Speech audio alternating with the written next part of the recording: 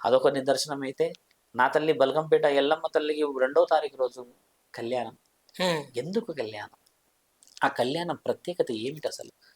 అసలు ఎందుకు మన చరిత్ర ఇంత ఈ రోజు తెలుసుకోలేకుండా మనందరం అంగంగా, వైభవంగా చేస్తున్న చరిత్రలో ఎల్లమ్మ తల్లి కంటే ముందు ఆవిడ రేణుక. రేణుకా ఎల్లమ్మ అంటారు. రేణుక ఎల్లమ్మ అనే పేరే లేదు అసలు. రేణుకాదేవి పేరే ఉన్నది. ఆవిడ అష్టాదశ శక్తి పీఠాల్లో 6వ పీఠం. హ్మ్. రేణుకాదేవి జమదాగ్ని భార్య.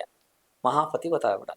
అమ్మకి ఒక సందర్భానుకూలమైన ఒక చిన్న విషయం జరగడం చేత పరశురాముడు అమ్మ తలదీయడానికి పరిగెత్తుతుంటే అమ్మ పరశురాముడిని ఆపుతుంది. నాయనా నా తల తీయడానికి వస్తున్నావా అని. పరశురామ మీ నాన్న కోపం తెలియదు కదా అది ఇది అని అంటే వినకుండా ఆయన గారు అమ్మ తల తీసుకోవడానికి ఆ గండ్రగొడ్డలు పట్టుకొని ఇలా వస్తూ వస్తూ నా తరుణంలో అమ్మ ఒక కొండ ప్రాంతాల్లో దాచుకోవడానికి వెళ్తే ఆ కొండ కింద ఒక చెరువులో ఒక స్త్రీ హ్మ్. ఒక అమ్మ స్నానం చేసి ఈ కేశాలు ఇలా ఇలా అనుకుంటూ ఉంటే అప్పుడు మా అమ్మే ఏమి అనుకొని ఒక్కసారిగా పరశురాముడు ఆమె తల తీసేస్తాడు. అయ్యో!